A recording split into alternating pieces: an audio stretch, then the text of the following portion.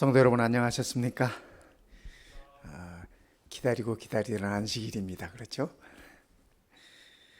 하나님의 은혜와 또 축복이 함께 하실 뿐 아니라 안식의 참 쉼과 회복이 우리 모든 가족들에게 함께 하시기를 간절히 바라겠습니다. 어떤 목사님이 이렇게 갑자기 말씀을 좀 해달라 그래가지고 이렇게 말씀하는 자리에 올랐습니다. 삭개오 얘기를 이렇게 하고 싶어가지고 이분이 말씀을 시작하면서 이렇게 말씀하시다 그래요. 예수님을 너무나 만나고 싶은 니고데모라는 사람이 있었습니다. 니고데모는 어느 날 예수님이 너무 보고 싶어서 그가 살고 있는 그 여리고 동네로 온다는 소식을 듣고 너무 기뻐서 뽕나무에 올랐습니다. 그랬더니 듣고 계시는 분들이 어떤 분은 웃으시고 이렇게 슬렁슬렁 하셨다 그래요. 목사님이 또 이 눈치가 빠르시지 않습니까? 내가 뭘 잘못했구나 생각해 보니까 이 삭개오 얘기를 니고데모로 시작을 한 겁니다. 그래서 얼른 말씀을 또 바꾸셨어요. 그때 갑자기 삭개오가 나타났습니다. 삭개오가 니고데모에게 하는 말이 니고데모야, 거기는 내가 있을 자리가 아니다. 빨리 내려와라. 거기는 내가 있어야 될 자리다.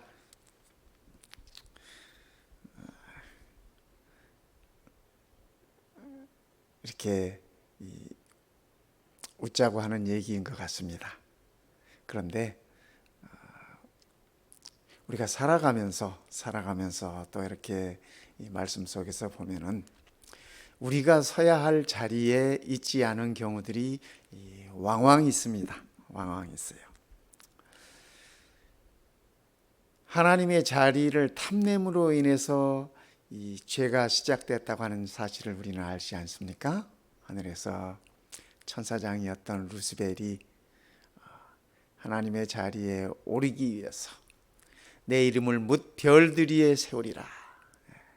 그래서 그 자리를 탐냄으로 인해서 이 죄악이 시작되었습니다. 그래서 우리는 우리가 있어야 될 자리, 또 하나님의 자리, 그것을 혼동하면 안 되겠죠. 바벨탑도 마찬가지입니다. 노아 홍수 이후에 사람들이 이 땅에서 하나님은 흩어지라 하셨는데 사람들은 모여서 우리의 이름을 저 하늘 위에 쌓자. 그래서 이 탑을 쌓기 시작했던 것 아니겠습니까? 그래서 오늘 우리가 우리의 자리를 알고 또 우리가 섬겨야 할 하나님의 자리를 아는 건 참으로 중요한 것 같습니다. 오늘 우리가 공부할 창세기 14장을 보면은 이런 말씀이 있습니다. 너희 대적을 내 손에 붙이신, 지금 이 말씀은 멜기세덱이, 제사장 멜기세덱이 아브라함에게 하시는 말씀입니다. 지극히 높으신 하나님을 찬송할지로다 하며 아브라함이 그 얻은 것에서 10분의 1을 멜기세덱에게 주었더라. 이 창세기 14장은 아브라함이 그 당시 근처에 있었던 그 왕들, 소돔, 고모라 일체 그 왕들이 서로 싸움을 합니다. 그 싸움의 와중에서 소돔에 거하고 있던 아브라함의 조카 롯도 붙잡혀가고 그의 부인도 붙잡혀가고 또 여인들도 다 붙잡혀가고 가진 것도 다 빼앗기고 그런 상황이었습니다. 그래서 아브라함이 그 소식을 듣고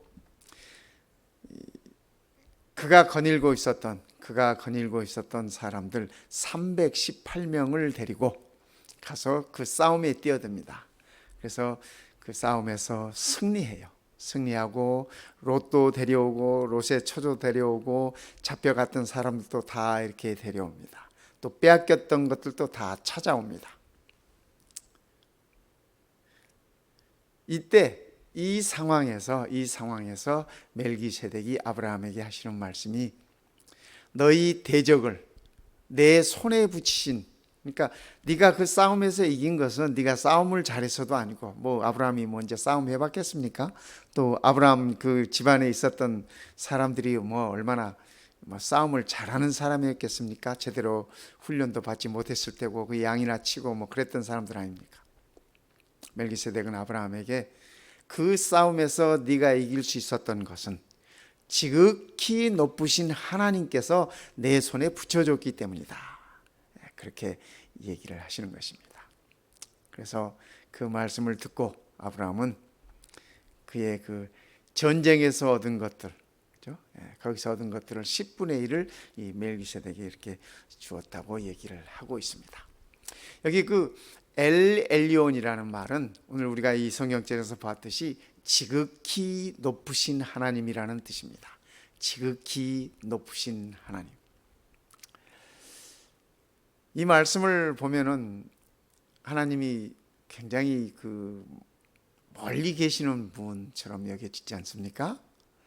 그런 반면에 또 하나님은 우리의 안에 거하시는 분이라고 또 설명을 해요. 그래서 저는 이렇게 지극히 높으신 하나님을 우리가 부르는 것은 어떤 우리가 하나님께 겸손한 마음으로 경배할 때 우리의 마음이 아닐까. 우리가 하나님께 우리의 온 마음을 다해서 찬송드리고 감사할 때 우리의 마음이 표현되는 바로 그런 마음이 아닐까. 그런 생각을 해봅니다. The Most High God. 하나님은, 우리가 믿는 하나님은 한 분이시지 않습니까?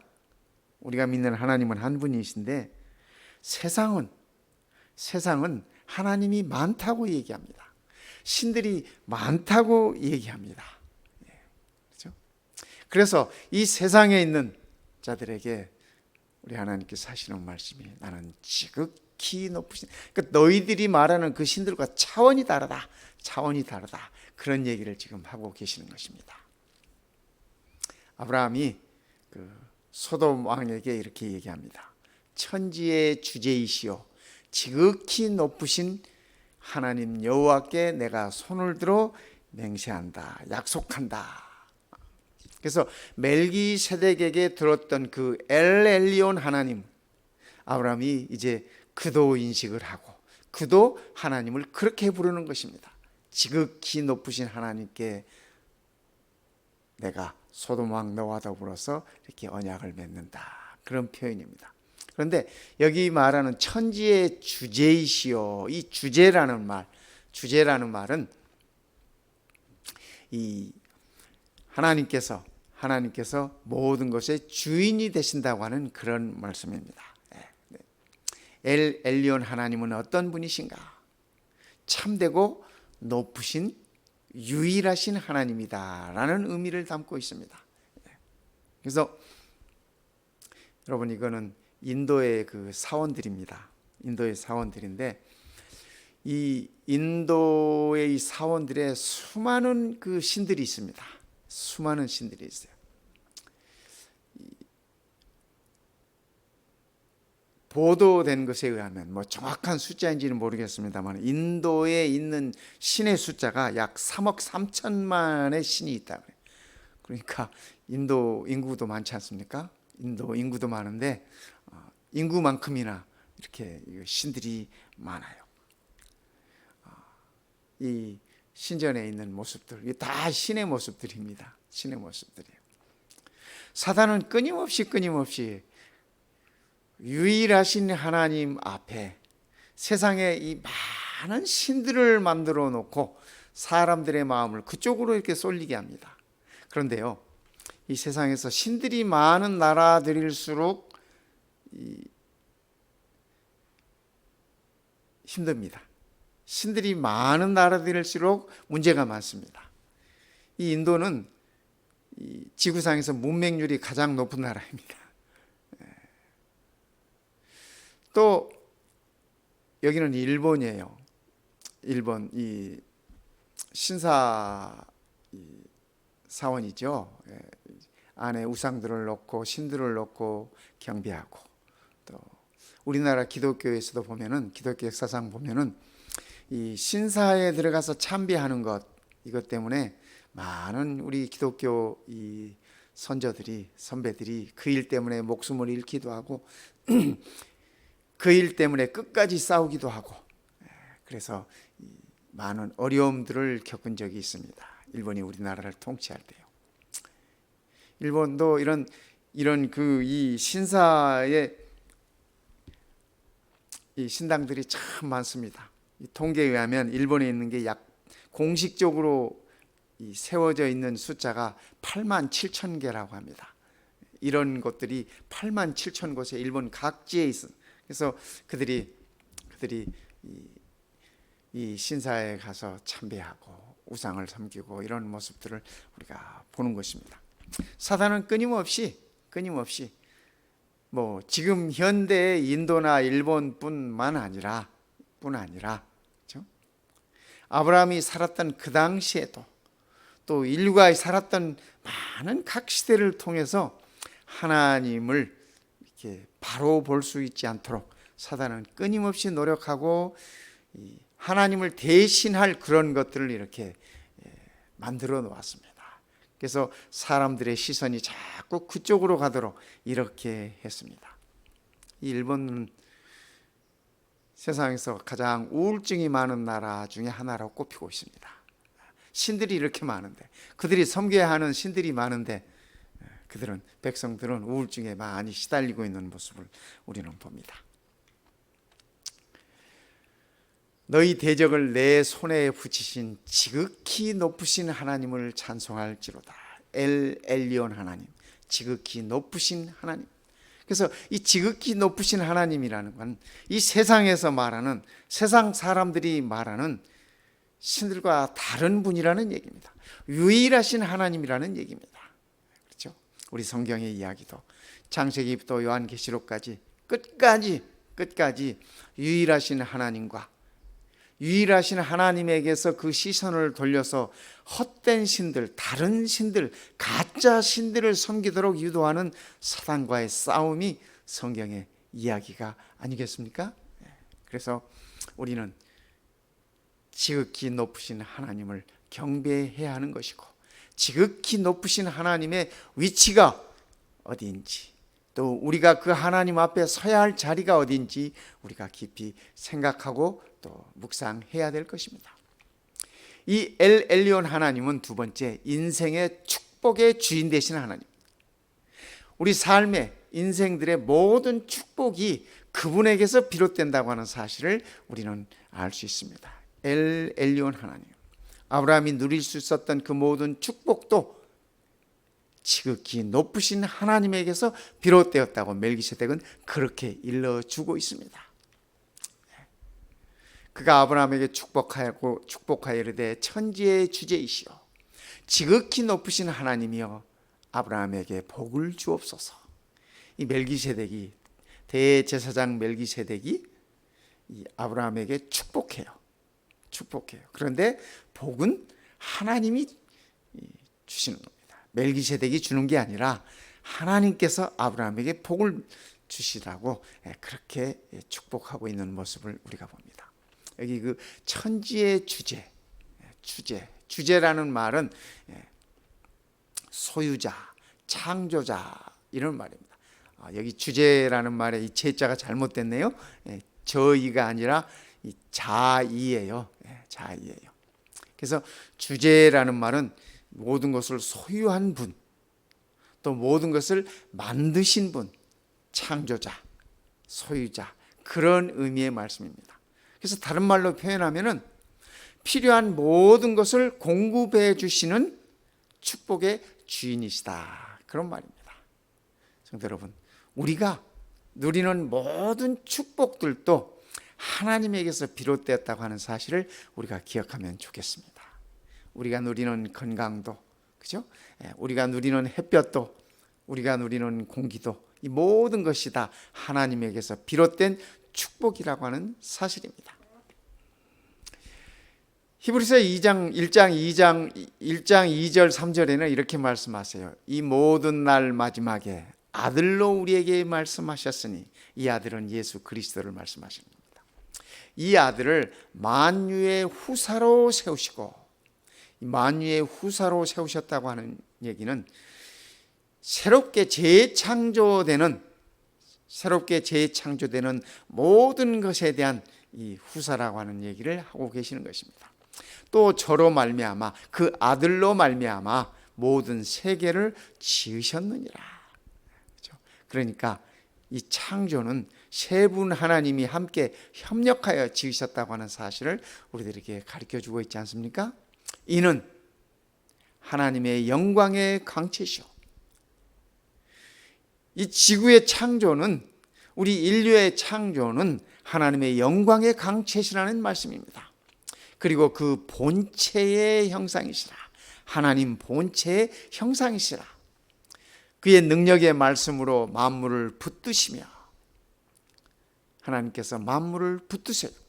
유지해 주시는 것입니다. 하나님께서 만물을 붙드시지 않는다면, 그렇죠? 만물을 붙드시지 않는다면 이 우주가 어떻게 돌아가겠습니까? 그렇지 않습니까?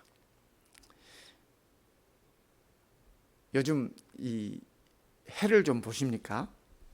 요즘 해를 이렇게 보면은 우리 성도님들이 저녁 무렵에 해를 보셨는지 모르겠습니다만은 요즘 그 이 캘리포니아 산불 때문에 연기가 이렇게 많이 자욱이 끼어 있지 않습니까? 그래서 아침에 뜨는 해도 그렇고 저녁에 이렇게 석양에 보이는 해도 그렇고 마치 그 황도 복숭아 같이 보여요. 이렇게 원래 태양이 그렇게 보이지 않지 않습니까? 그렇죠? 우리가 태양을 보면 눈이 부셔서 태양을 못 봐요. 그런데 요즘 그 산불 연기 때문에 이 태양을 싹 이렇게 적당히 가려가지고 태양이 동그랗게 정말 그 잘 익은 황도 복숭아처럼 그렇게 생겼어요. 저녁에 보는 태양도 마찬가지예요. 서쪽 하늘에 보는 태양도 마찬가지예요. 제가 어제 저녁에 저희 막내하고 이렇게 산책을 하면서 서쪽 하늘의 태양을 보니까 제가 아침에 봤던 그 태양하고 모양이 똑같아요. 이 방향만 다르요. 아침에는 동쪽 저쪽 그 산호세 산 쪽에 있었는데 저녁에는 이쪽 그 서쪽에 이 태양의 모습이 똑같이 그 붉은 그 황도처럼 그렇게 생겨요. 제가 이 딸아와 이렇게 이야기하면서 그런 얘기를 나눴습니다. 진이야, 저 태양이 공중에 떠 있다고 하는 게 믿어지니? 그랬더니 하는 말이 믿어지지는 않지만 사실이잖아요. 그래. 네, 그렇죠. 네. 우리가 배워서 알아요. 그렇죠? 또 사진도 봐서 알아요. 그런데 정말 믿을 수 없는 사실이지 않습니까? 이 태양이 365일 지구가 창조된 이후로 이제껏 단 한 번도 그 궤도를 벗어난 적이 없어요. 그렇죠? 이 태양이 조금만 지구와 가깝다면 우리는 다 타 죽을 거 아니겠습니까? 조금만 지구와 멀어진다면 우리는 다 얼어 죽을 것 아닙니까? 그런데 인류 역사상 단 한 번도 그런 적이 없어요. 그런 적이 없어. 정확하게 태양은 태양의 궤도를, 지구는 지구의 궤도를, 그렇죠? 달은 달의 궤도를. 그러니까 이것은 창조주께서, 그렇죠? 지극히 높으신 우리 하나님께서 만물을 붙드시고 계시는 것입니다. 그 운행을 다 주관하고 계시는 것입니다. 우리가 자주 그런 것들을 잊고 살죠. 자주 그런 것들을 잊고 삽니다. 그런데 조금만 우리가, 그렇죠? 잠깐만 우리가 생각해 보면 이 모든 것들이 하나님의 은혜임을 알 수가 있습니다. 만물을 붙드시고 죄를 정결케 하는 일을 하시고, 그렇죠? 얼마나 감사합니까? 우리의 죄를 정결케 하는 일을 하시고, 하나님의 아들 예수 그리스도가 그 일을 하시지 않는다면 아무도 그 일을 우리를 위해서 해줄 수 있는 분이 없어요. 근데 그분은 만물을 창조하시고 능력의 말씀으로 만물을 붙드시고 우리의 죄를 정결케 하는 일을 하시고 높은 곳에 계신 위엄의 우편에 앉으셨느니라. 하나님 보좌 우편에 앉으셨다고 하는 말씀입니다.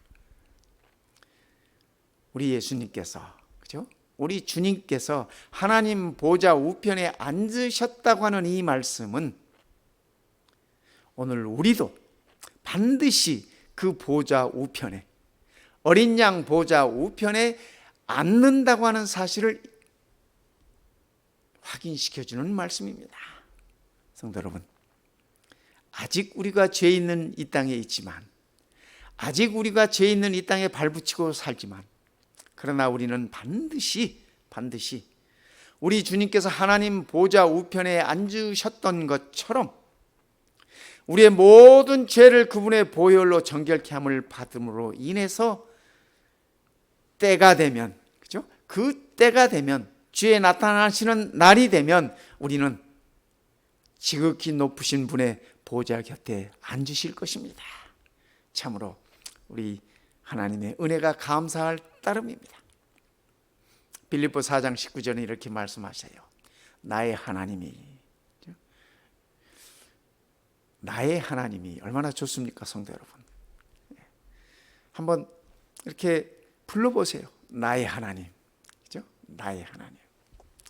나의 하나님이 그리스도 예수 안에서 영광 가운데 그 풍성한 대로 너희 모든 쓸 것을 채우시리라. 이 말씀을 이렇게 들여다보면서요, 너희 모든 쓸 것을 채우시리라 그러니까 우리 욕심까지 채울 것이라는 기대는 하지 마시기 바랍니다. 그죠? 우리가 살아가면서, 우리가 신앙하면서, 그렇죠? 우리의 영적인, 육적인 필요들을 채우신다라고 하는 말씀입니다. 그죠? 그리스도 안에서 영광 가운데, 하나님의 영광 가운데 그 풍성한 대로 우리의 모든 것을 채우시는데 그분이 나의 하나님이라고 하는 사실을 기억하면 참으로 좋겠습니다. 엘 엘리온 하나님은 어떤 분이신가? 그렇죠? 세 번째, 그분은 찬송과 감사의 대상이신 하나님이십니다. 우리의 예배의 대상이신 하나님이십니다. 너희 대적을 내 손에 붙이신 지극히 높으신 하나님을 찬송할지로다. 대제사장 멜기세덱은 아브라함에게 지극히 높으신 하나님, 엘엘리온 하나님을 찬송하라고 그렇게 일러주셨습니다. 이 말씀을 듣고 아브라함은 이렇게 고백합니다. 아브라함이 그 얻은 것에서 10분의 1을 멜기세덱에게 주었더라. 이 성경에 11조에 관한 말씀이 맨 처음 나오는 곳이 이 창세기 14장입니다. 아브라함이 전쟁에서 승리한 다음에 그 얻은 것들에서 멜기세덱의 축복을 받고 지극히 높으신 하나님을 찬송하라고 하는 그 축복을 받고 그가 처음으로 한 것이 하나님께 11조를 드리는 것이었습니다. 그는 하나님에 대한 찬송과 하나님에 대한 이 영광을 돌리는 것을 그의 11조를 드리는 것으로 아브라함은 표현했습니다.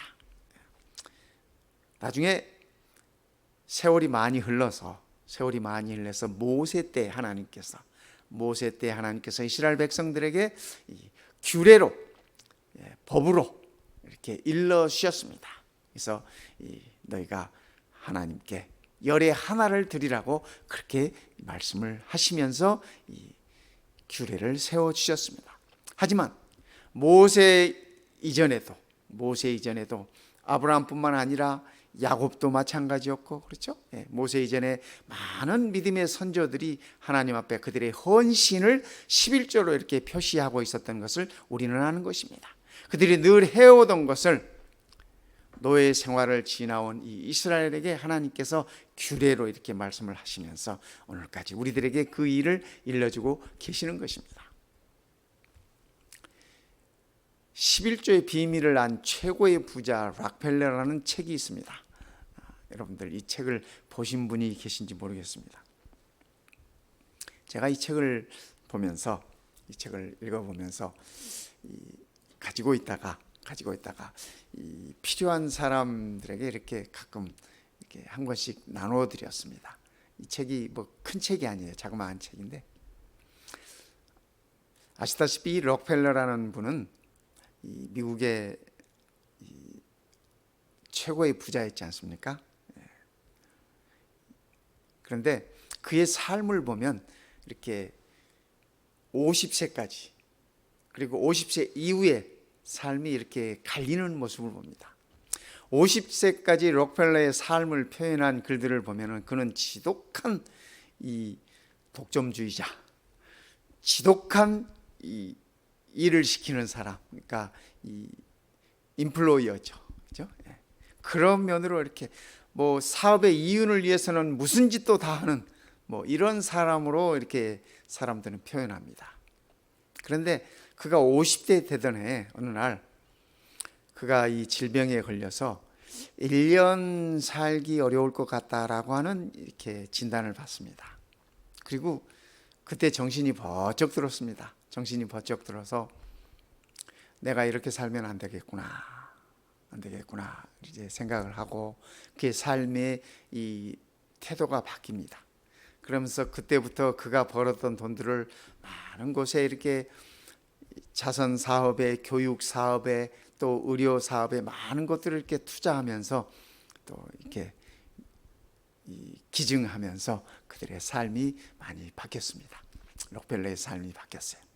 그런데 그가 어려서부터 그의 어머니에게 늘 귀가 따갑도록 들었던 얘기들이 있는데, 신실한 그리스도인이었던 그의 어머니는 이 아들에게 늘 일러주었습니다.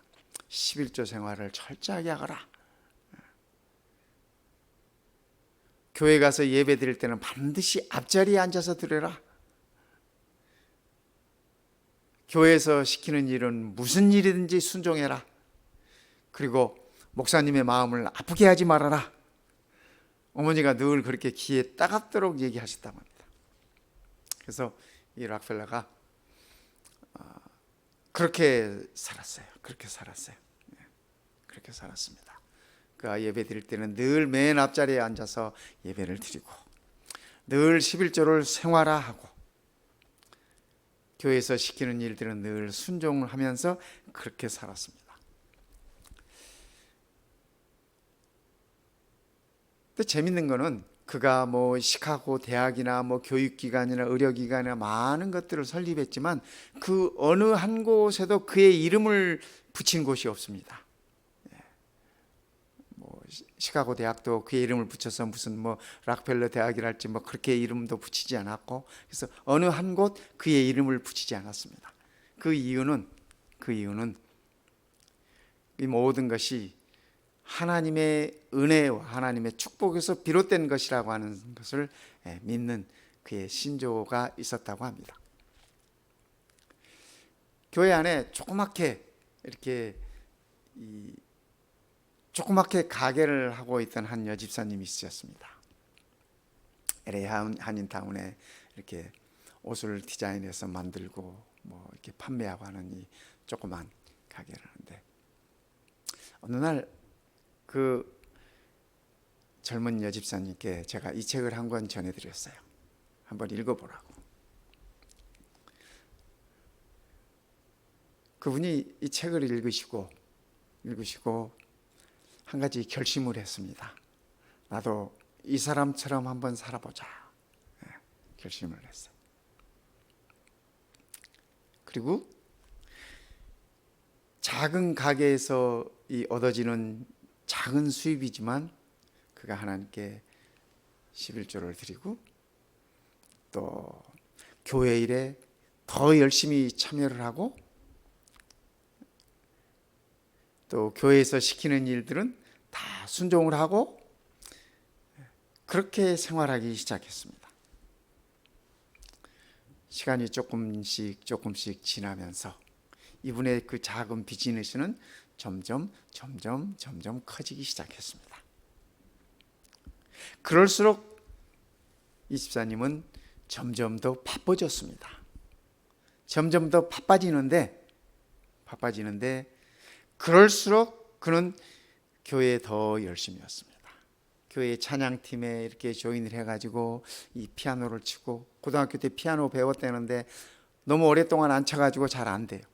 그런데 찬양팀에 이렇게 조인하면서 그 일을 위해서 집에서 더 연습을 하고, 그러면서 피아노도 점점 원래 배웠던 거니까 이제 늘기 시작하고,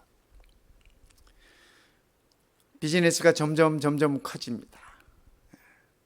이제는 조그마한 곳이 아니라 큰 곳을 이렇게 장소로 옮겨서 거기서 생산해내고, 또 종업원들이, 인플로이들이 점점 늘어나면서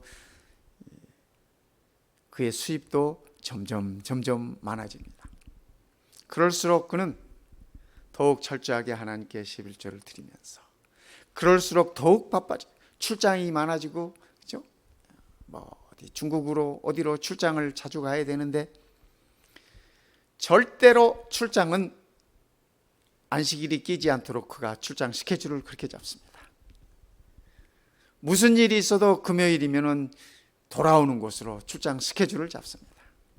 그래서 아무리 바빠도 교회 와서 피아노를 치고 찬양을 하고,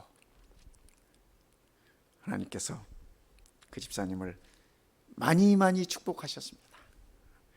교회에 많은 역할들을 하셨습니다. 또 우리 미주교회 우리 청년 사업들을 위해서, 카야물 위해서도 많은 헌신들을 이렇게 하면서 큰 빛의 역할을, 그 여집사님이 그럴 수 있었던 것은 바로 이 작은 책 하나였습니다. 록펠러라고 하는 사람이 하나님께 보여준 그 성실함을 그도 배우고 싶다고 해서 그의 생활에 옮긴 것이었습니다. 성도 여러분, 오늘 우리는 지극히 높으신 하나님을 우리가 섬기고 있는 것을 감사하십시다. 그리고 그분이 우리의 삶 속에 직접적으로 개입하시고 관여하시고 우리의 삶을 인도하심을 우리가 기억하면 참으로 좋겠습니다. 11조라고 하는 것은 아브라함이 하나님께 11조를 드렸듯이 오늘 우리의 삶에 있어서도 마찬가지입니다. 우리가 이것이 내 것이다 생각하면 문제가 생겨요. 그런데 이것이 하나님의 것이다 생각하면 마음이 가벼워집니다. 언젠가 한번 제가 이 동부에서 목회할 때인데, 어려운 이 젊은 집사님이 있었습니다. 혼자 미국에 들어왔어요. 근데 본래 이분이 그 플로리다의 그 큰 크루즈 있지 않습니까? 그 크루즈에서 일식을 제공하는 스시맨으로 취직을 해가지고 이 플로리다의 이제 그 크루즈에서 늘. 근데 이분이 그러다가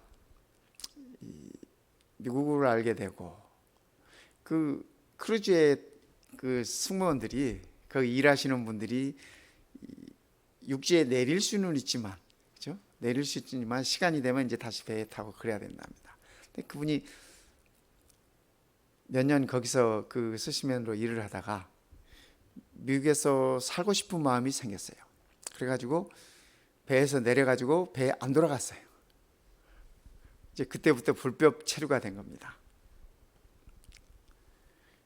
뉴욕 근처로 오면서 이제 그분이 이제 그런 일을 하고 하시는데, 어떻게 해가지고 제가 심호하던 교회로 이렇게 안식일에 교회로 왔어요. 근데 제가 처음 보니까 낯이 익어요. 어디서 본 것 같은데 기억이 안 나요. 어디서 봤지 속으로만 생각하다가, 제가 대학교 4학년 때 안양이라는 곳에 이렇게 그 공중전도 나간 적이 있습니다. 그때 사진을 이렇게 들춰기고 있는데, 그때 거기에 집회에 참석했던 고등학생이 하나 앉아 있는데 그 집사님이야. 세월이 많이 흘러가지고 그래도 그렇게 많이 이 얼굴은 이렇게 알아볼 수 있을 정도예요. 그래서 그 사진을 보고 알았습니다. 얘기를 했더니 맞대요. 이분이 영주권을 받기까지 참 어려운 시간들을 보냈습니다. 그런데 그 어려운 와중에 여러분, 이 스시맨이 안식일 지키기가 참 어렵습니다. 그렇죠? 왜냐하면 일식당들이 주말에 잘 되잖아요. 토요일이 제일 이렇게 영업이 잘 될 때야. 그런데 토요일에 교회 가겠다고 하니까 조금 일하다가 잘리고 그 자꾸 직장을 이렇게 옮기게 돼요. 자꾸 잘려요. 그런데 그 와중에 그분은 하나님께 자기가 드려야 할 것들을 이렇게 구별해서 드리고 그러다가 어느 날 좋은 주인을 만나게 됩니다. 그래서 이 집사님에게 스폰서가 되고 영주권을 받을 수 있도록 해주고 안식일 날 교회에 나올 수 있도록 해주고, 그래서 모든 것이 다 해결됐어요. 하나님의 은혜로, 하나님의 축복으로 지금 무게 잘 살고 있습니다. 잘 살고 있어요. 신앙 잘하고 있어요. 성도 여러분, 엘엘리온 하나님, 그렇죠? 지극히 높으신 하나님, 그분은 우리의 경배와 찬양을 받으시기에 합당한 분이시고, 그분은 우리의 모든 축복을 허락하시는 분이시고, 그렇죠? 아브라함처럼 엘리온 하나님, 지극히 높으신 하나님을 찬양하면서 그분께 영광을 드리면서 그분께 우리의 모든 것들을 헌신하면서 그분의 은혜에 감사하는 그러한 축복을 누리게 되시기를 바랍니다. 오늘 이 안식일이 우리 모든 성도님들 가정마다 하나님께서 허락하신 은혜와 또 참된 쉼과 회복이 이루어지는 아름다운 안식일 되시기를 시간에 간절히 바랍니다.